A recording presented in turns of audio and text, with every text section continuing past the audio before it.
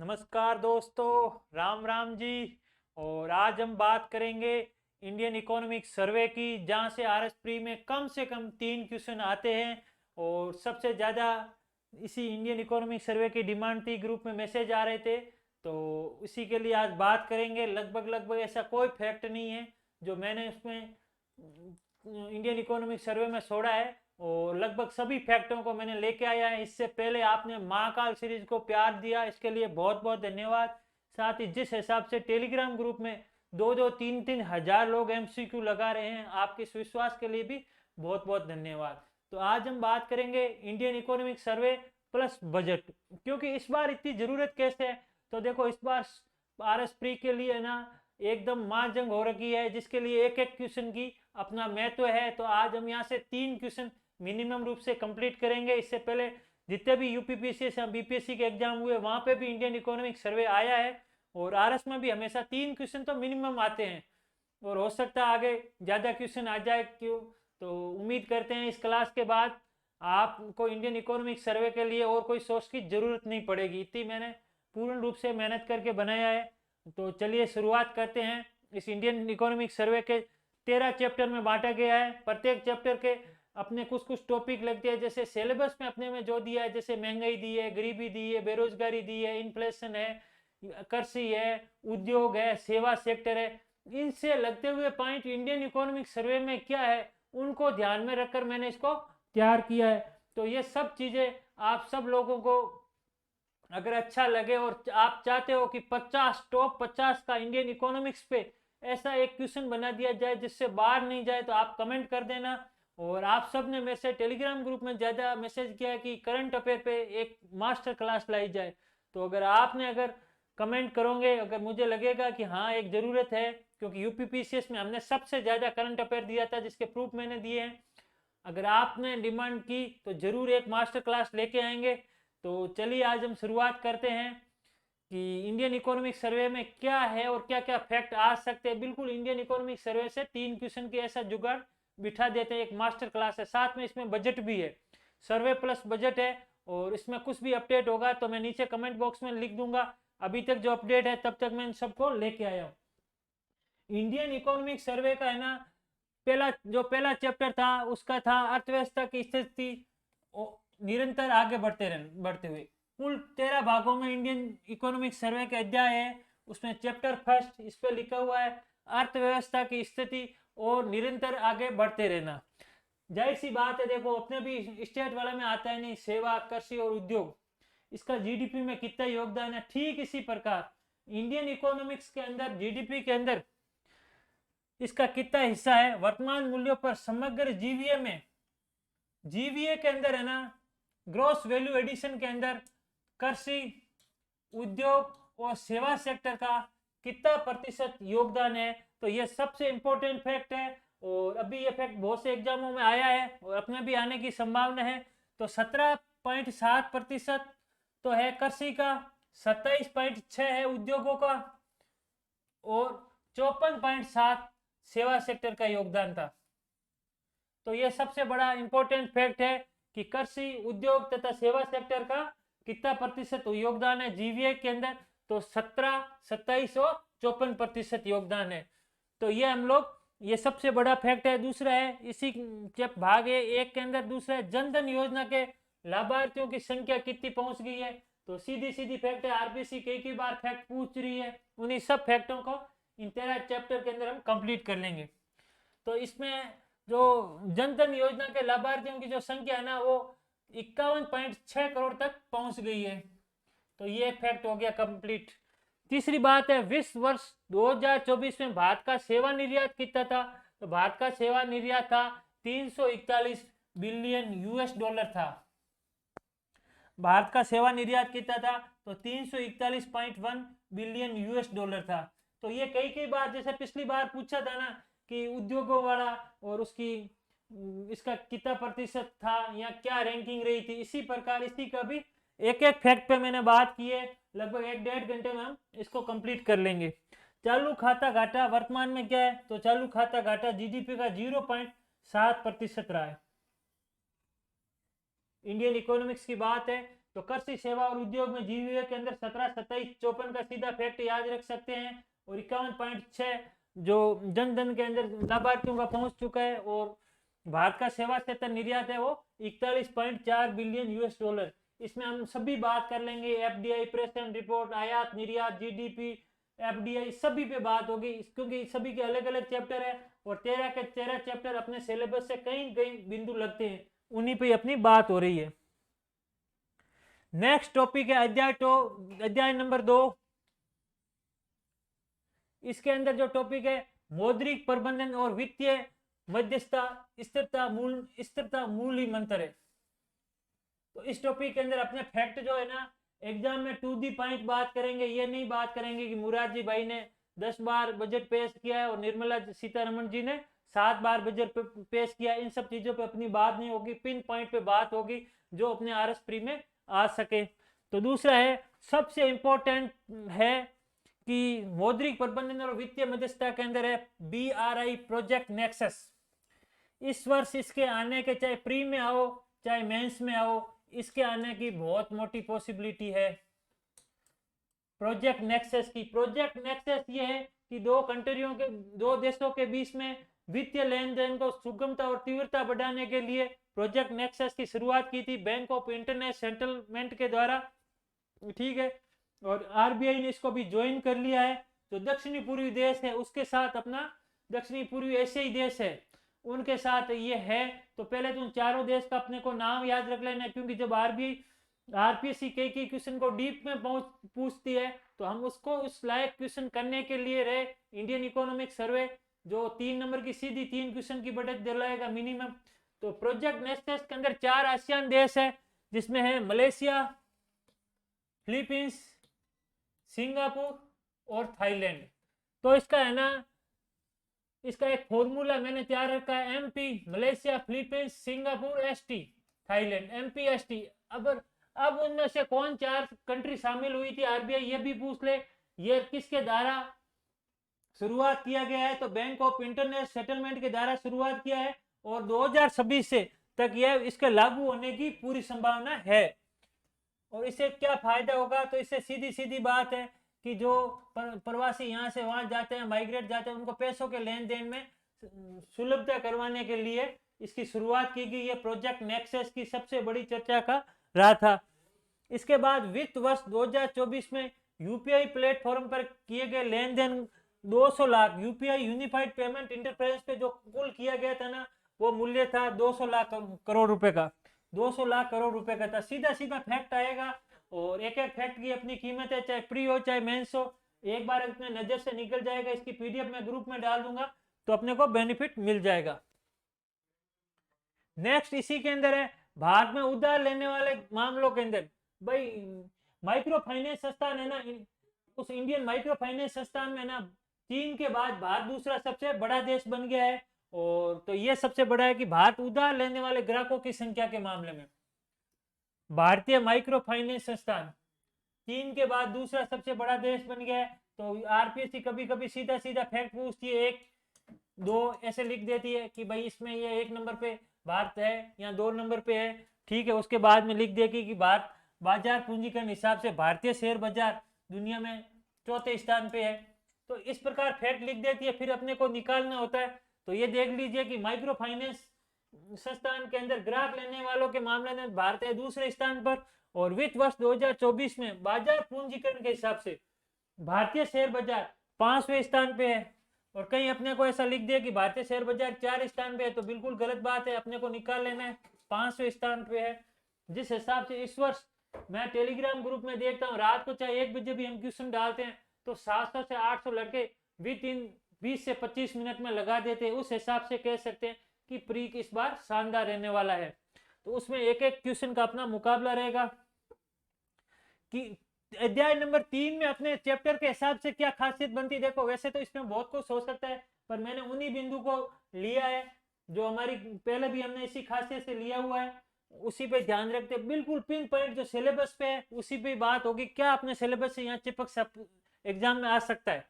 तो तीसरा अध्याय में कीमत और मुद्रास्फीति नियंत्रण में बाह्य क्षेत्र समृद्धि के बीच स्थिरता। कीमत और मुद्रास्फीति नियंत्रण में बाह्य क्षेत्र समृद्धि के बीच स्थिरता। देखो इससे अपने एग्जाम में क्या क्या फैक्ट आ सकते हैं, देखो है ना, खुदरा मुद्रास्फीति, ये आरबीआई का फेवरेट होता है कि भाई खुदरा मुद्रास्फीति है ना 5.4% रहा है भारत विश्व वर्ष 2024 में। ठीक है, उसके बाद नवंबर 2023 में, नवंबर 2023 में भारत सरकार ने ना किफायतों को कम करने के लिए एक तो भारत आटा जारी किया था, इसी प्रकार भारत चावल भी आया था। तो इसकी रेट पूछ सकती है आरपीएससी। तो है ना, नवंबर 2023 में भारत सरकार ने उपभोक्ताओं के लिए इसे किफायती बनाने के लिए 27.50 केजी की रियायती कीमत पर भारत आटा लाया था। तो भारत आटा या उसका कोई भी नाम भी पूछ सकती है, तो भी अपने को ध्यान रखना है कि मुद्रास्फीति पे है ना उसका क्या नाम है, भारत आटा। फरवरी 2024 में चावल पर भी एक क्या पेश किया था, भारत चावल पेश किया था, जिसकी कीमत क्या थी, उसकी कीमत थी 29 रुपए केजी, रियायती कीमत पे दिया जा रहा था। क्योंकि इन्फ्लेशन बहुत ज्यादा हो रही है, हम भी अभी भी देखते हैं मार्केट में महंगाई थोड़ी सी एक स्तर से ज्यादा है, तो इसी पे हम बात करेंगे। और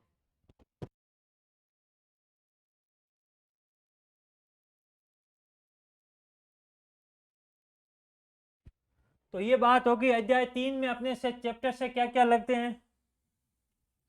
और अध्याय 3 में एक और है कि इन 6 राज्य थे जिसमें राजस्थान का एक नाम है, तो इसलिए मैंने इसमें ले लिया, जिन पे है ना मुद्रास्फीति इन्फ्लेशन है वो 6% से ज्यादा रही है।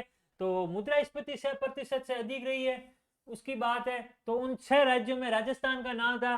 तो वित्त वर्ष 2024 में 6 राज्य, हरियाणा, राजस्थान, उड़ीसा, तेलंगाना, मणिपुर, त्रिपुरा।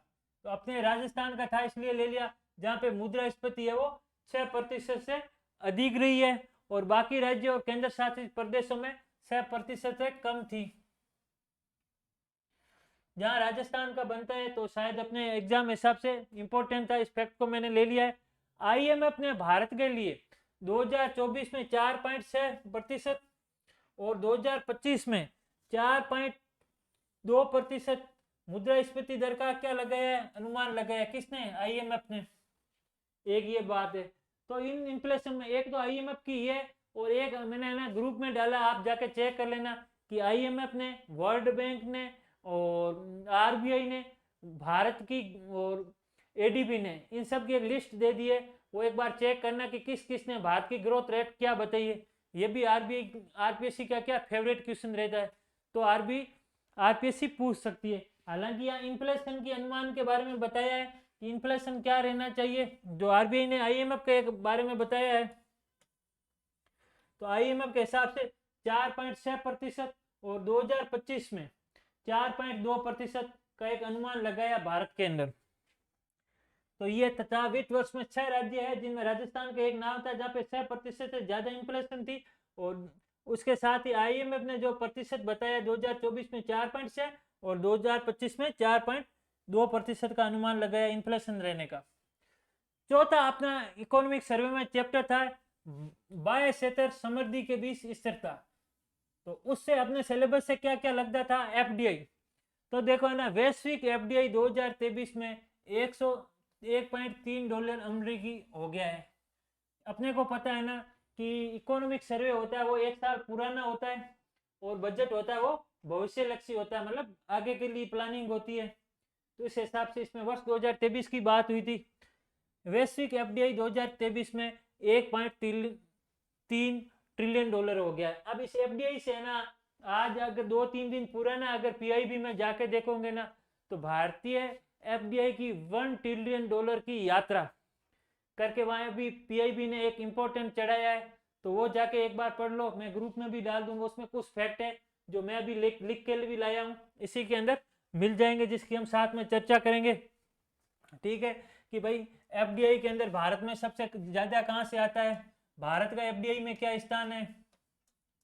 एफडीआई की एक अगर बात करें, भारत में इस समय मॉरिशस से ज्यादा आता है, उसके बाद भारत में सिंगापुर, उसके बाद भारत में यूएसए और न्यूजीलैंड। तो ये तो है ना भारत में एफडीआई आने का क्या एक क्रम है। ठीक है, और भारत की उसमें लिखा हुआ है पीआईबी में $1 ट्रिलियन की यात्रा।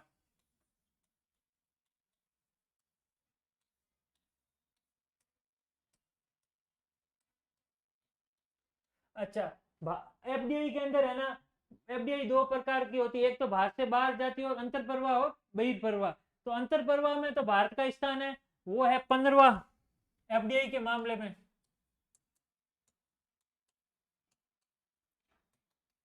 अंतरप्रवाह के अंदर भारत का स्थान है 15वां, और बहिर्प्रवाह यानी भारत से एफडीआई बाहर जाती है, उसमें भारत का स्थान है 18वां। और भारत के अंदर मतलब किस राज्य में सबसे ज्यादा आती है, तो देखो भारत में हमेशा एक राज्य तो टॉप पे रहता है, वो राज्य है महाराष्ट्र। महाराष्ट्र एफडीआई प्राप्त करने में भारत पे क्या रहता है, टॉप स्थान पे। बाद में है ना दिल्ली, देखो इस एक बार फैक्ट को आप अपने स्तर पे चेक कर लेना, जो मैं जहां से फैक्ट लाया हूँ वहां पे ये फैक्ट लिखा हुआ है कि महाराष्ट्र के बाद सेमी कंडक्टर और आदि सेक्टर खास करके कहाँ लगे, गुजरात में। तो गुजरात इस समय एफडीआई के मामले में आ गया नंबर 2, और इसके बाद आ गया नंबर 3 पे कर्नाटक। और ये तो बात हो गई एफडीआई की कि भाई कहाँ कहाँ पे है, तो महाराष्ट्र, गुजरात और कर्नाटक। और सबसे ज्यादा किस सेक्टर में अगर एफडीआई आती है, तो कंप्यूटर और सॉफ्टवेयर क्षेत्र और हार्डवेयर क्षेत्र में अंदर एफडीआई सर्वाधिक आती है। तो ये तो हमारी एक मोटी मोटी बात होगी एफडीआई की, क्योंकि एफडीआई वाला क्वेश्चन बनता है, जहां एफडीआई आई है वहां हमने बात कर ली कि भाई एफडीआई के अंदर क्या क्या सीन रहा है। भारत का कुल निर्यात है वो कितना हुआ, भारत का कुल निर्यात है ना $377 बिलियन को पार कर गया है। तो भारत का कुल निर्यात वित्त वर्ष 2023 में, और आयात भी बढ़कर $898 बिलियन हो गया है। तो आयात और निर्यात की स्थिति भी भारत की अपने को एक पता रखनी चाहिए। और इसमें कोई भी ऐसा कमेंट बॉक्स में मैं लिख दूंगा, ऐसा कोई भी फैक्ट है जो इम्प्रूवमेंट हुआ है या कोई अपडेट आई है एग्जाम तक, आप एक बार देख सकते हो जाके। एक इसमें ना सबसे बड़ी बात की गई है चैप्टर नंबर 4 के अंदर कि भाई भारत का जो रक्षा उत्पादन है ना 2024 वित्त वर्ष में एक 10,864 करोड़ रुपए, 1,08,784 करोड़ रुपए हो गया है।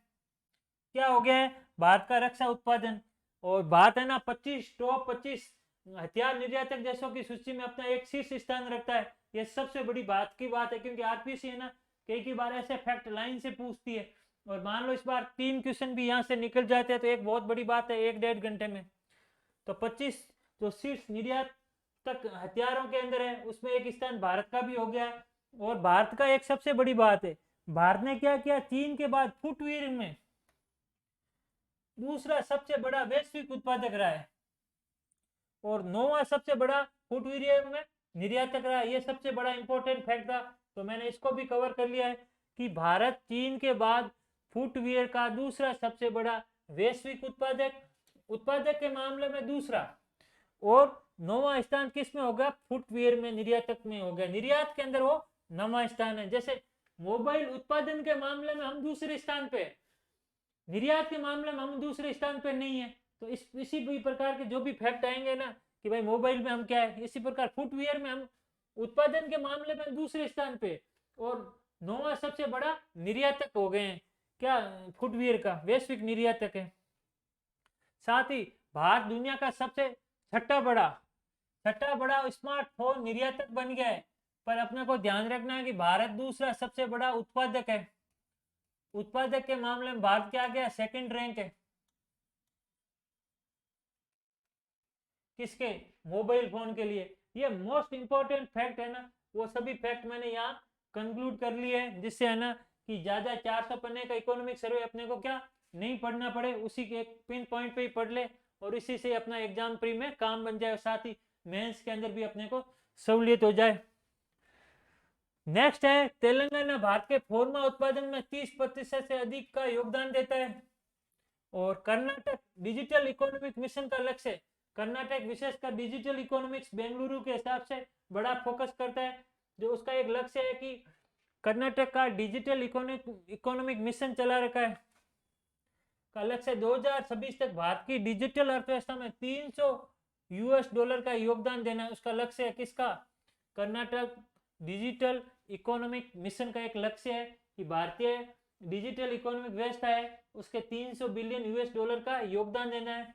ठीक है, एक भारत सरकार ने लक्ष्य रखा है कि वर्ष 2030 तक 23 जल मार्गों को चालू करेगा। कौन? भारत। इस वर्ष के इकोनॉमिक सर्वे में ये सबसे इंपॉर्टेंट फैक्ट था। और अगर ये अपने राष्ट्रीय जल मार्ग उस पर बात करें तो ये ज्योग्राफी के हिसाब से वहां फैक्ट उस हिसाब से ले लिया गया है।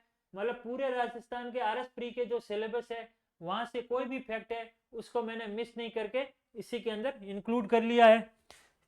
ठीक है, चौथा सबसे बड़ी बात है, विश्व बैंक के अनुसार भारत शीर्ष प्रेषण प्राप्त करता देश है। तो ठीक है, देखो विश्व प्रेषण रिपोर्ट है वो कौन जारी करता है? विश्व प्रेषण रिपोर्ट जारी करता है, विश्व प्रेषण रिपोर्ट जारी करता है वर्ल्ड बैंक जारी करता है। ठीक है, उसमें सबसे पहला स्थान किसको दिया है? विश्व प्रेषण रिपोर्ट के अंदर सबसे पहला स्थान दिया है ना, वो किसको दिया है? भारत को दिया है विश्व प्रेषण। उसके बाद अगर ना किसी की बात की जाए ना तो उसके बाद ये दे दिया जाएगा पहले स्थान पे भारत, उसके बाद मैक्सिको,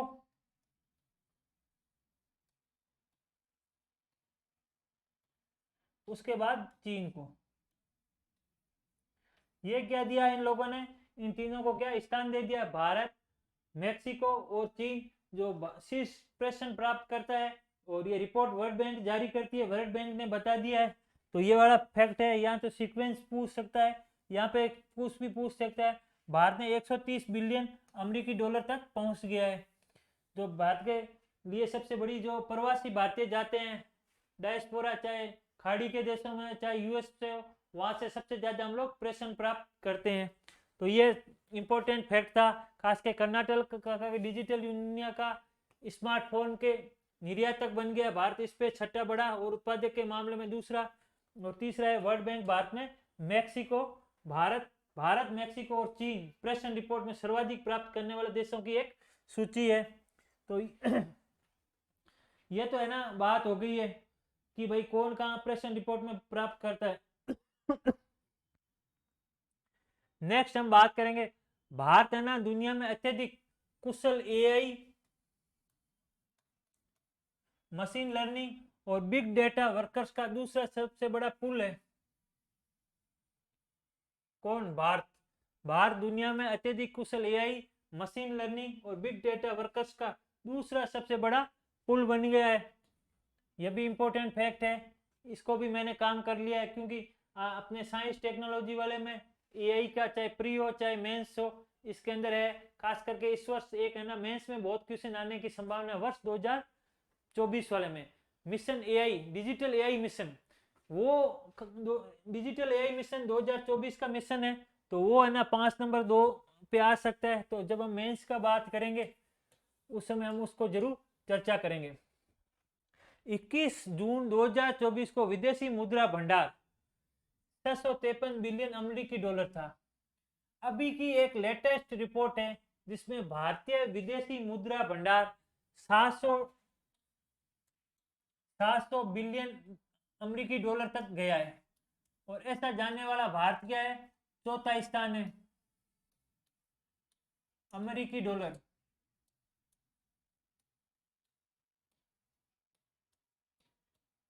भारत, इसमें भारत का स्थान है चौथा। किसमें? ये है ना, देखो इकोनॉमिक सर्वे में 21 जून 2024 को विदेशी मुद्रा भंडार 753 बिलियन डॉलर था। अभी अक्टूबर नवंबर के पास एक रिपोर्ट आती है जिसमें है ना भारतीय इकोनॉमिक सर्वे के बाद ये बताई जाती है कि भारत का है ना मुद्रा भंडार वो कितना हो गया? 700 बिलियन अमेरिकी डॉलर हो गया है। और इसमें ना भारत का स्थान बन गया चौथा। तो तीन सबसे बड़े देश कौन है? तो तीन सबसे बड़े देश है चीन, जापान और स्विट्जरलैंड।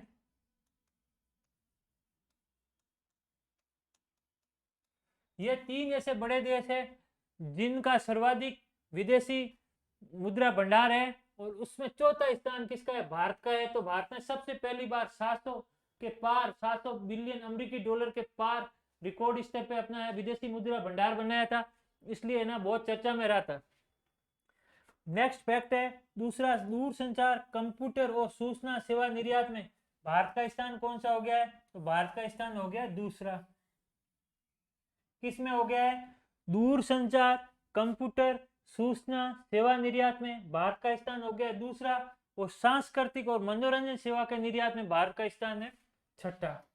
तो देखो है ना, ये वाला फैक्ट तो अपने को स्थान याद ही रखना चाहिए कि भारत की है ना, खास करके नोएडा, बेंगलुरु या और भी छोटे देश है ना, जहाँ पे बीपीओ की आदि की सुविधाएं मिलती है, उसमें दूरसंचार, कंप्यूटर और सूचना सेवा निर्यात में भारत का स्थान हो गया है दूसरा, और सांस्कृतिक सेवा निर्यात में भारत का स्थान हो गया है छठा।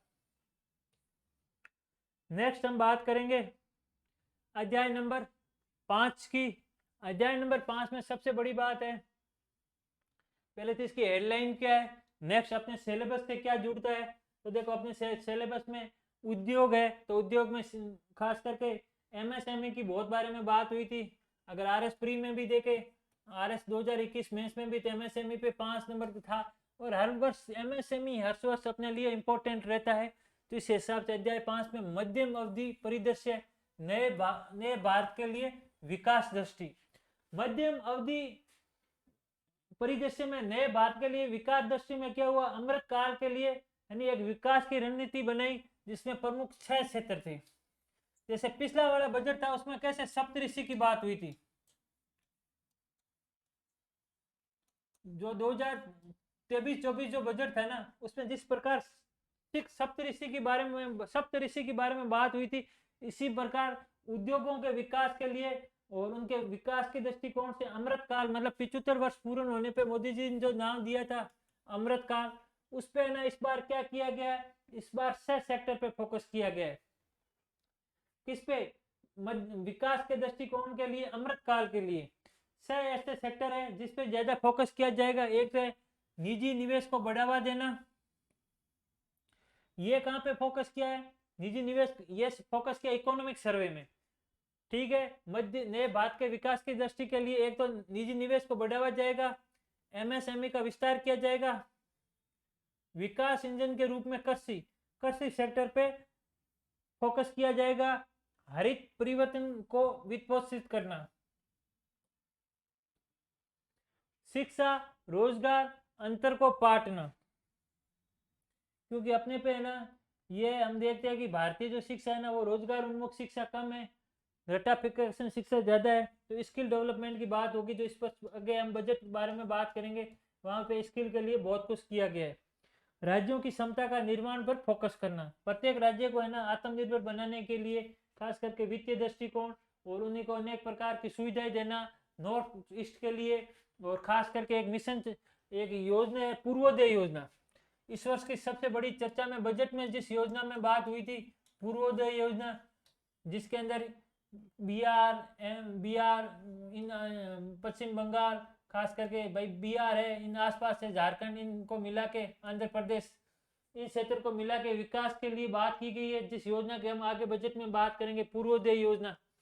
तो इन सब सेक्टरों पे फोकस करने के लिए, राज्यों को आत्मनिर्भर बनाने के लिए, इसी अध्याय नंबर 5 में ये बताया है कि मध्यम अवधि परिदृश्य में नए भारत की विकास दृष्टि कैसी होनी चाहिए, रोजगार, शिक्षा उन्मुखी होना चाहिए, निजी निवेश को बढ़ावा देना चाहिए, एमएसएमई जो अगर उद्योगों में सर्वाधिक रोजगार उन्मुख देता है ग्रामीण क्षेत्र में, ग्रामीण क्षेत्र की रीढ़ की हड्डी एमएसएमई, इसके विकास का बारे में बात करना एमएसएमई के विस्तार के लिए। और एक एक है ना एमएसएमई का वर्गीकरण, ये एमएसएमई का वर्गीकरण है ना, पूछ सकते हैं कि भाई एमएसएमई का वर्गीकरण क्या है। तो अपने को एक ध्यान रखना है कि इनपुट निवेश के आधार पे वर्गीकरण किया है। तो सूक्ष्म मध्यम एमएसएमई, सूक्ष्म मध्यम इसका वर्गीकरण ऐसे है एमएसएमई, तो निवेश के आधार पे 1 करोड़, 5 करोड़ और 10 करोड़। निवेश के आधार पे क्या है, 1 करोड़, 10 करोड़ और 50 करोड़, मतलब ये तो इसका निवेश के आधार पे। और टर्नओवर के आधार पे वर्गीकरण किया गया है,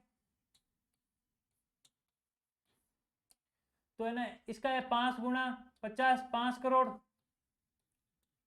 और 50 करोड़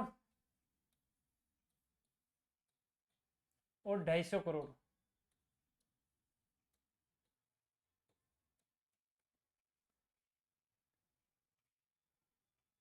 इस एमएसएमई को बांटा गया है निवेश के अंदर, तो मीडियम स्मॉल और मिनिमम, मीडियम स्मॉल सूक्ष्म मध्यम, और इसका वर्गीकरण किया गया इन तीनों का, कि है ना, इसमें एमएसएमई का वर्गीकरण इन तीनों का।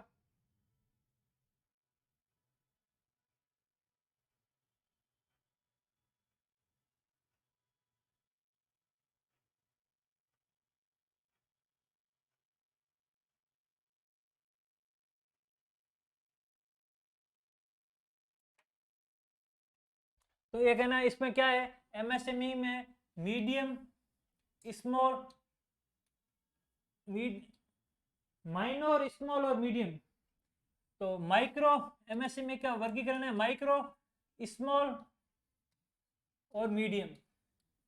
मीडियम इसमें ना, तो निवेश के आधार पे तो 1 करोड़ रुपए आएगा, और स्मॉल में 10 करोड़, और मीडियम में आएगा 50 करोड़, और टर्नओवर के हिसाब से 5 करोड़, 50 करोड़ और 250 करोड़। मतलब कहने का मतलब है small medium, micro small medium, micro small medium. इसमें है ना, जो निवेश करेगा निवेश के हिसाब से 1, 10 और 50, ये सबका करोड़ है, करोड़। और इसका है ना 5 से गुणा कर दे टर्नओवर के हिसाब से, उन्हीं उद्योगों को इनमें एमएसएमई में वर्गीकरण दिया। माइक्रो में जो 5 करोड़ का हो टर्नओवर जिसका, इसमें 50 करोड़ का, इसमें 250 करोड़ रुपए का। ये एमएसएमई का एक वर्गीकरण किया गया था, तो अपने को ध्यान रखना है, छह उद्योगों को बढ़ावा देने की बात की गई है। नेक्स्ट हम बात करेंगे अध्याय नंबर 6, जलवायु परिवर्तन और ऊर्जा संक्रमण समझौताकारी सामंजस्य। इसमें सबसे ज्यादा है ना एक फैक्ट अपने को काम आएगा कि भारतीय जलवायु परिवर्तन और ऊर्जा संक्रमण समझौताकारी सामंजस्य। इसमें एक सबसे बड़ी बात होगी, 30 अप्रैल 2024 तक स्थापित विद्युत क्षमता है ना, वो कितनी करनी है। भारत की जो विद्युत क्षमता है वो 442.8 गीगावाट क्षमता है। ठीक है, तो ये इस एक बहुत इंपॉर्टेंट फैक्ट है जिसपे हम लोग बात करेंगे कि अप्रैल 2024 तक स्थापित विद्युत क्षमता भारत की कितनी है।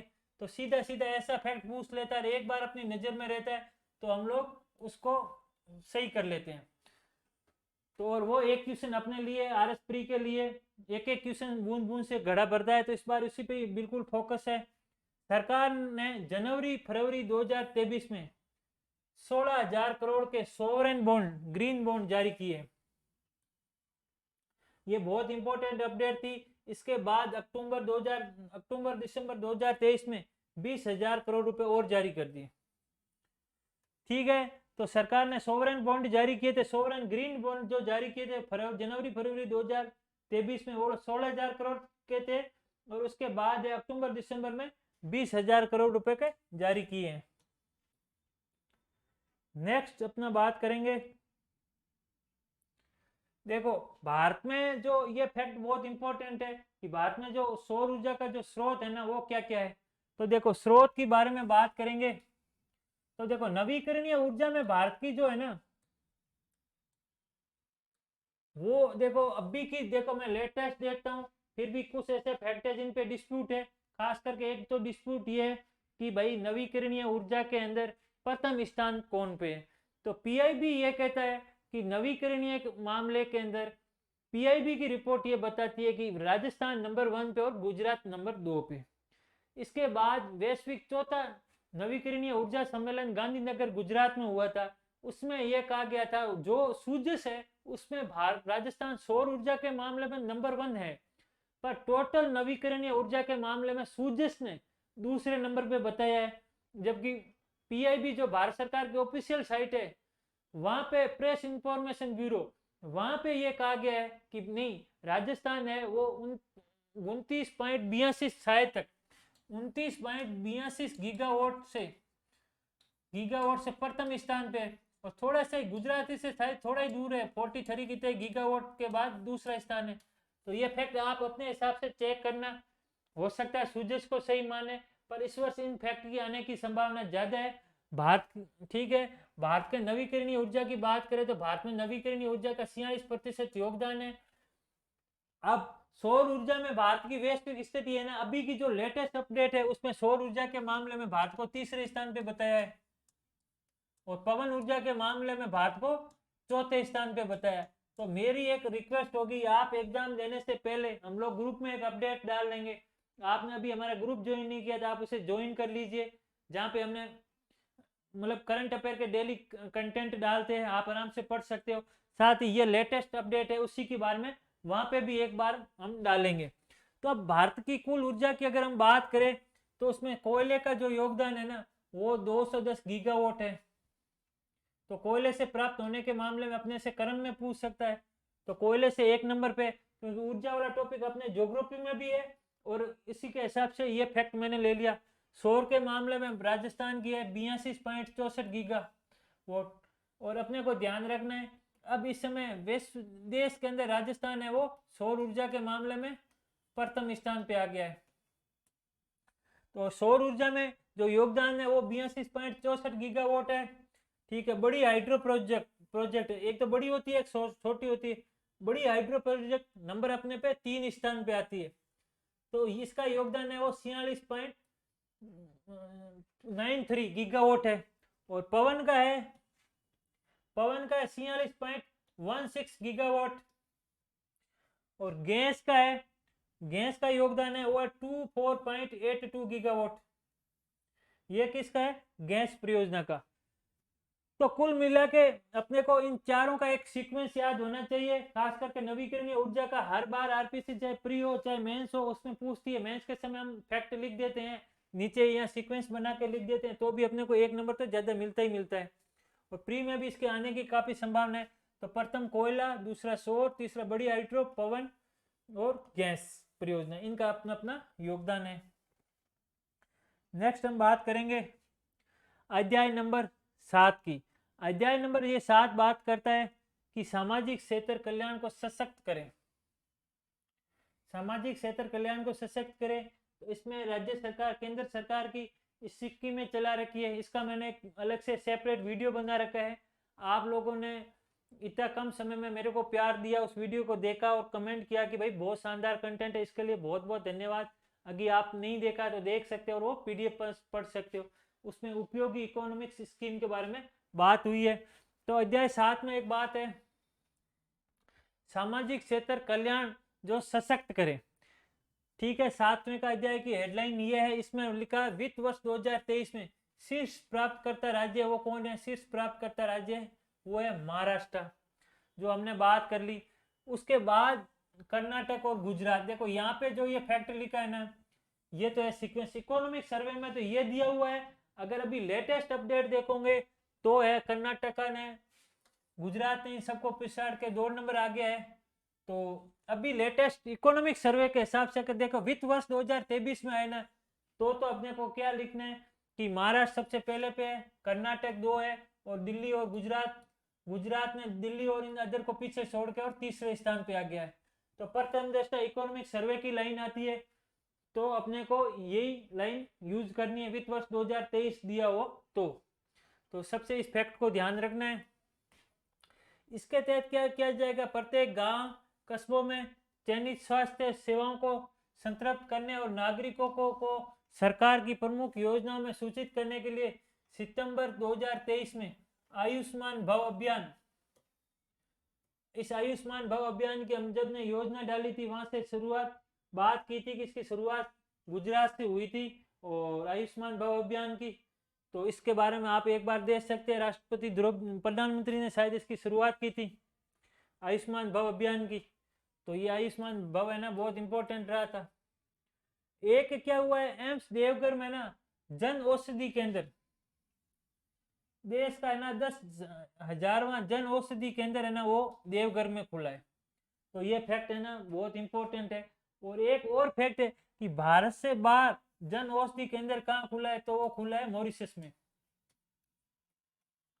यह भी है ना करंट अफेयर की हिसाब से इंपॉर्टेंट है कि 10,000वां जो एम्स देवघर में खुला है, एक्स देवघर में है ना, झारखंड में पड़ता है ये देवघर, तो वहां पे है ना जन औषधि केंद्र का उद्घाटन किया गया है। कौन से 10,000 में पे। और भारत से बाहर जन औषधि केंद्र कहाँ खुला है, तो मॉरिशस में खुला है। ये भी एक इंपॉर्टेंट फैक्ट है। एक और बड़ा चर्चा में रहता इस वर्ष है ना, वर्ष 2023 में एक सरकार ने ना पोषण भी पढ़ाई भी मई 2024 में शुरुआत किया था। तो ये सीधा सीधा फैक्ट पूछ सकते हैं, पोषण भी पढ़ाई भी ये मई 2023 में शुरू किया गया है। नेक्स्ट एक है सकल घरेलू उत्पाद की प्रतिशत के रूप में। देखो है ना, भारत की एक सबसे बड़ी बात है कि भारत अभी भी है ना सकल घरेलू भाई अनुसंधान के अंदर भारत का जो योगदान है ना वो 0.64 है प्रतिशत है। जबकि अगर बाकी देखे ना, चीन हो गया, इजराइल हो गया, अमेरिका हो गया, ये है ना अपनी अर्थव्यवस्था का जीडीपी का बहुत बड़ा योगदान देते। जैसे चीन है तो वो दे देता है 2.41%। ये देखो चीन है वो 2.41%, अमेरिका है वो 3.47% और इजराइल है वो 5.71% योगदान कहाँ देता है, कहाँ पैसा खर्च करता है, अनुसंधान या विकास में निवेश करता है। अनुसंधान और रिसर्च के अंदर है वो निवेश करता है, अनुसंधान और रिसर्च एंड डेवलपमेंट के लिए। तो भारत का योगदान तो कितना है 0.64%। ठीक है, ये एक फैक्ट है। आप देख सकते हो कि भारत का क्या 0.64% है, जबकि चीन 2.41, अमेरिका 3.47, इजराइल 5.71%। ये हालांकि जैसे जैसे विकसित राष्ट्रों की ओर जाते हैं तो इसको बढ़ाते जाते हैं। नेक्स्ट टॉपिक है वित्त वर्ष 2023-24 में राष्ट्रीय स्तर पर जन्म के समय लिंग अनुपात। सीधा सीधा फैक्ट आता है, खास करके अपना ज्योग्राफी से भी ये टॉपिक बनता है, जनगणना वाले से, और यहाँ से भी बढ़कर ये 930 हो गया है। जन्म के समय लिंगानुपात है ना 2023-24 में राष्ट्रीय स्तर पर इसका जो अनुपात है ना वो 930 हो गया है। तो ये फैक्ट बहुत इंपॉर्टेंट है। एक है 2020 में शुरू किए गए वैज्ञानिक ज्योति कार्यक्रम का उद्देश्य 9वीं से 12वीं कक्षा तक विभिन्न विज्ञान और प्रौद्योगिकी पाठ्यक्रम में लड़कियों का कम प्रतिनिधित्व को संबोधित करता है। इस वर्ष का रहा था विज्ञान और ज्योति कार्यक्रम का उद्देश्य है कि भाई जो 9वीं से 12वीं कक्षा के विभिन्न विज्ञान और प्रौद्योगिकी पाठ्यक्रम में लड़कियों का कम प्रतिशत को संबोधित करता है।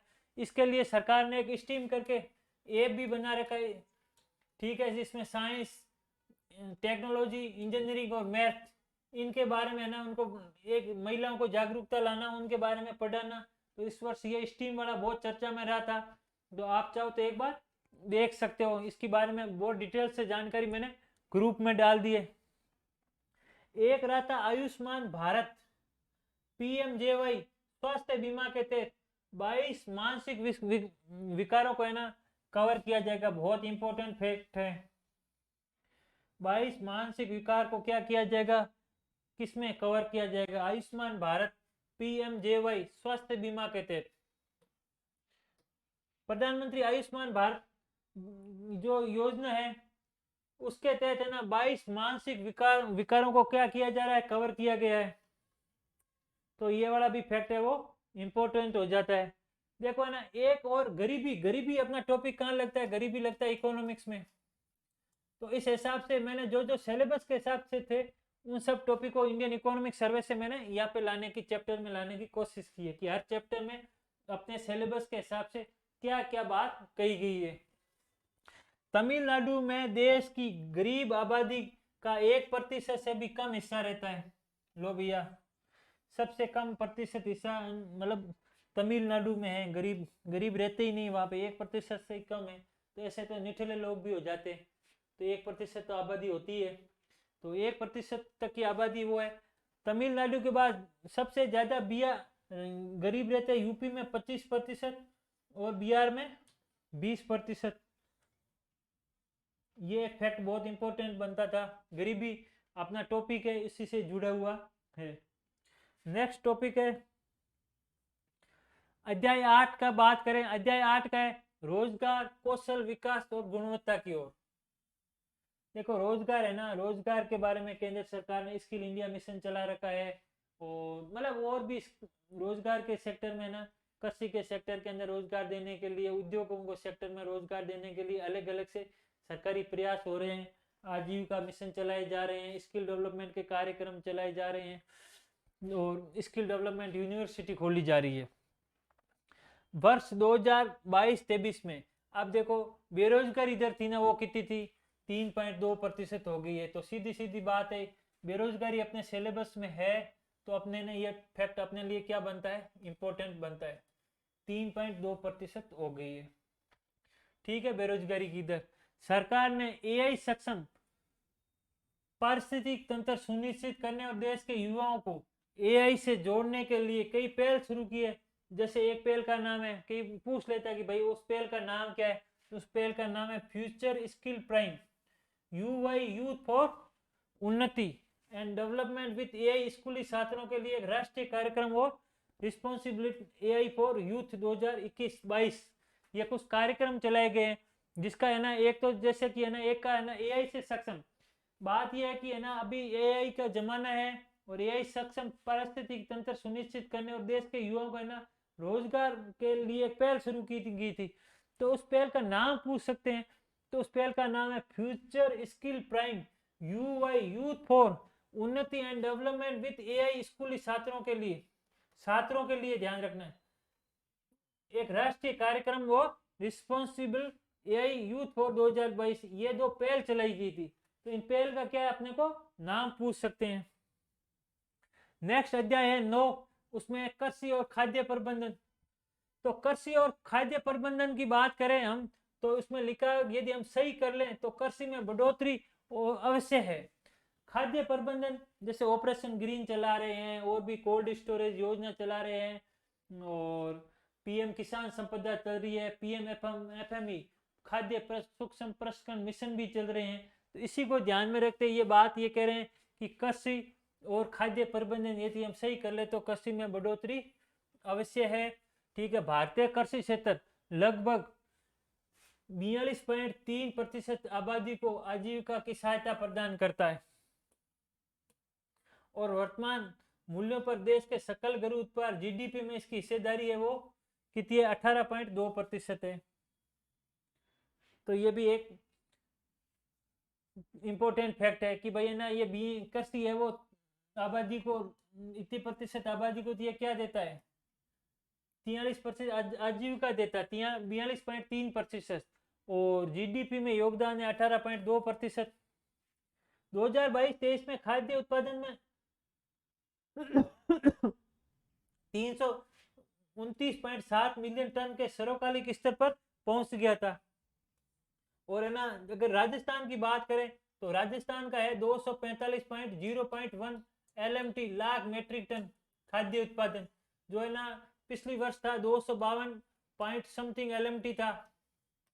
उसमें इसमें क्या है, गिरावट आई है।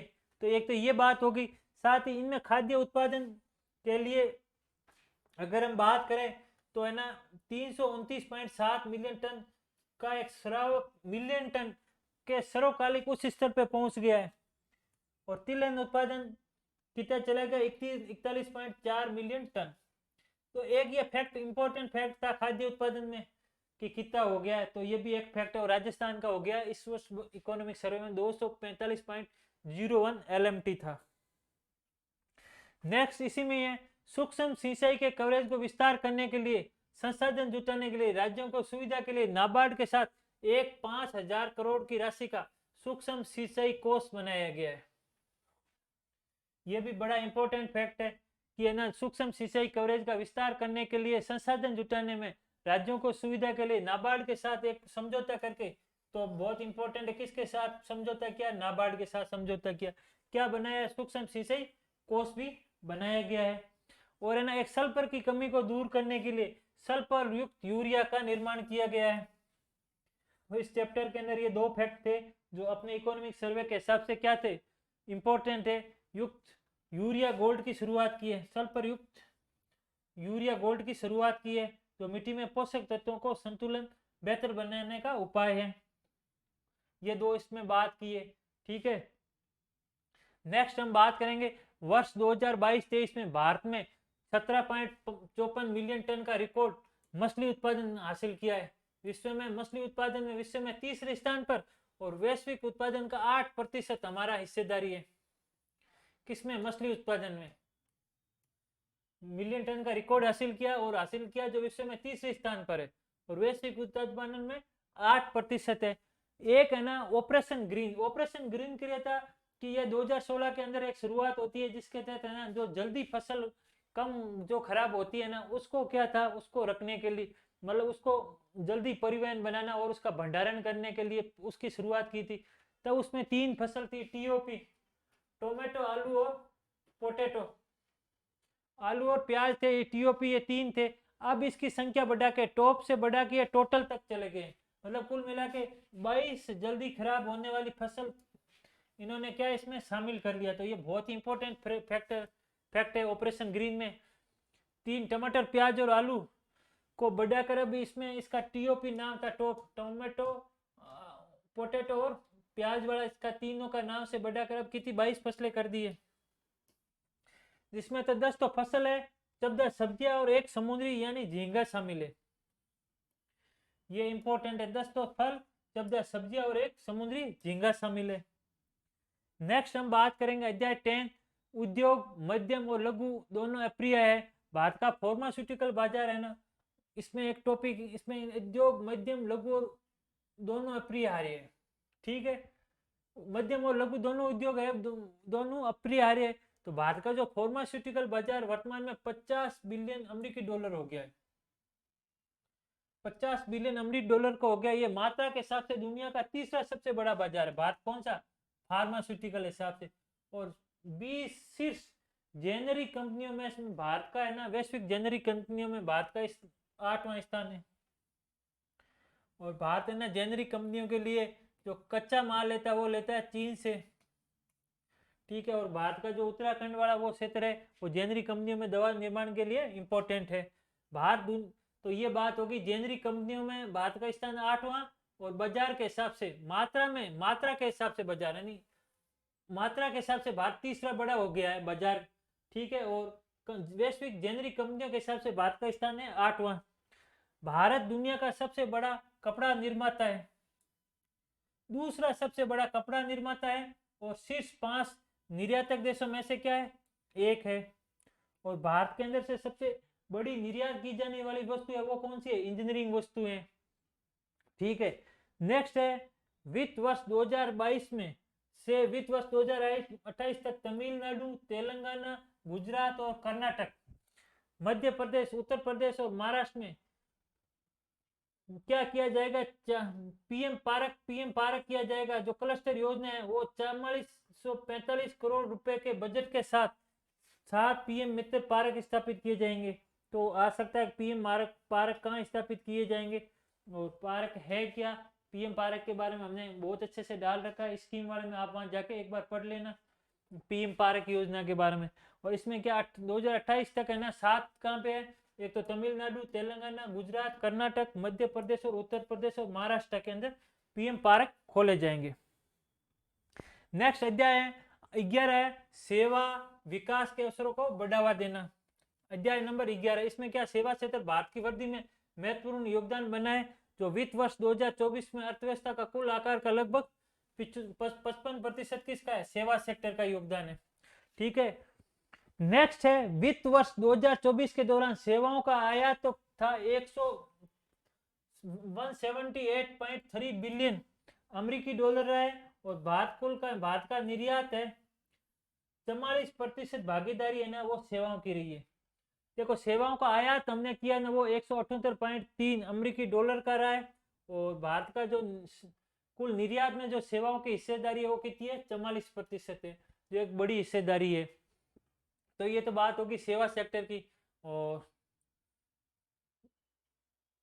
लगभग 55% योगदान। ठीक है, नेक्स्ट हम लेते हैं व्यापार और विकास पर संयुक्त राष्ट्र सम्मेलन ने विश्व निवेश रिपोर्ट प्रकाशित की, और वर्ष 2023 में भारत एफडीआई के प्रवाह के मामले में 15वां स्थान। ठीक है, मतलब भारत में एफडीआई आती है परवाह के मामले में 15वां, और बहिर्परवाह के स्थान यानी बाहर से जो जाती है उसके मामले में भारत 20वां स्थान।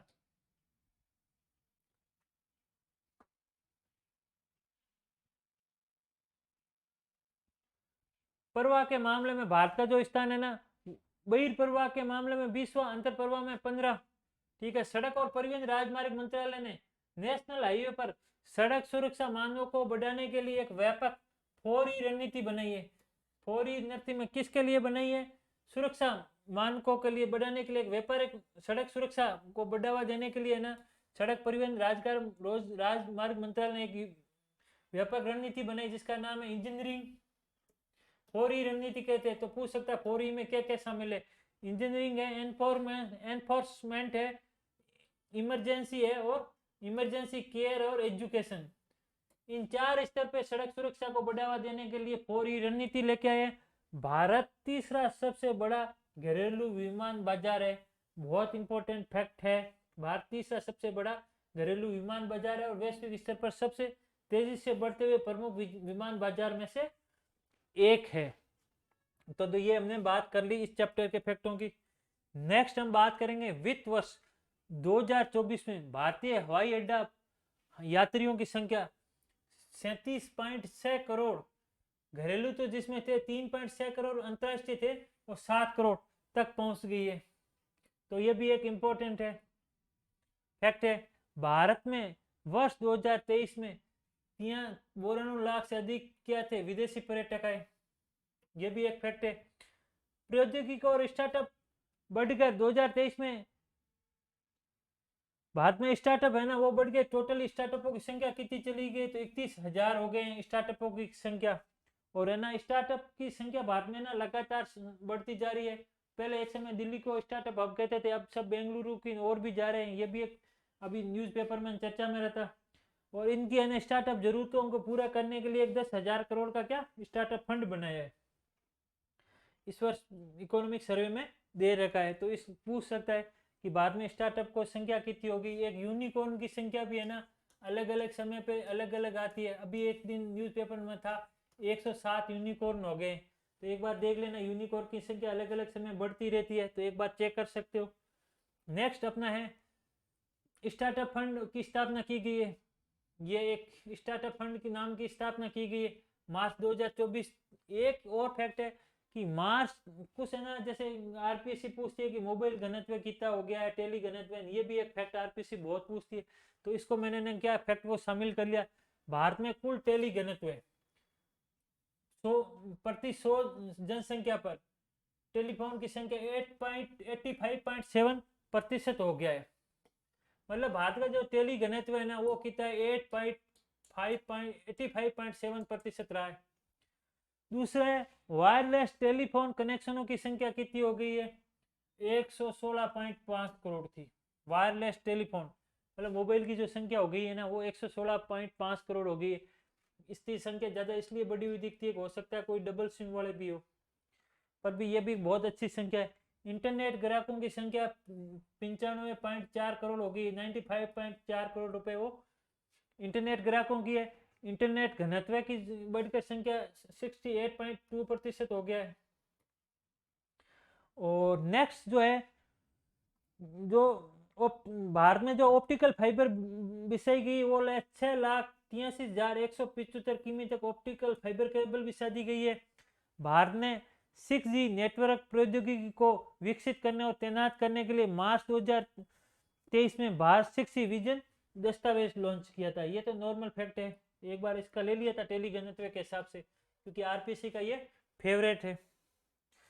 नेक्स्ट है भारत में ना 21 ग्रीन फील्ड हवाई अड्डों को क्या दे दी है? मंजूरी दे दी है। और है ना 12 औद्योगिक कॉरिडोरों को भी मंजूरी दे दी है। तो ये भी बड़ा एक फैक्ट है। 12 तो औद्योगिक कॉरिडोर नए बनाए जाएंगे और 21 ग्रीनफील्ड हवाई अड्डों का सैद्धांतिक मंजूरी दे दी गई है, जिसमें 12 हवाई अड्डों का संचालन भी अभी शुरू हो चुका है। 31 मार्च 2024 तक देश में कुल 190.57 गीगावाट क्षमता स्थापित की जा चुकी है। अगर अभी का लेटेस्ट अपडेट देखोगे तो भारत की जो गीगावाट क्षमता है ना वो 200 प्लस हो गई है। और भारत एक क्लब में भी शामिल हो गया है। तो ये फैक्ट बहुत इंपॉर्टेंट है। अभी भारत का जो अक्षय ऊर्जा क्षमता है वो 200 गीगावाट क्षमता से पार हो गया है और वर्तमान में 190.57 गीगावाट क्षमता पे स्थापित की जा चुकी इतनी तो की है, पर लेटेस्ट में अभी 200 पार हो गया। इकोनॉमिक सर्वे थोड़ा 1 साल पुराना होता है, पर यहाँ 31 मार्च 2024 तक के, मैं तो अक्टूबर का बता रहा हूँ कि ये 200 गीगावाट पार हो गया। पवन ऊर्जा स्थापित क्षमता के मामले में भारत दुनिया में चौथे स्थान पे। ये बहुत ही इंपॉर्टेंट फैक्ट है। देखो एक फैक्ट आपको खुद अपने स्तर पे चेक करना होगा। भारत नवीकरणीय ऊर्जा के मामले में कई जगह चौथे स्थान पे दिया हुआ है, और मैंने अभी तक पढ़ा जितना भी चौथे स्थान पे नवीकरणीय के मामले में।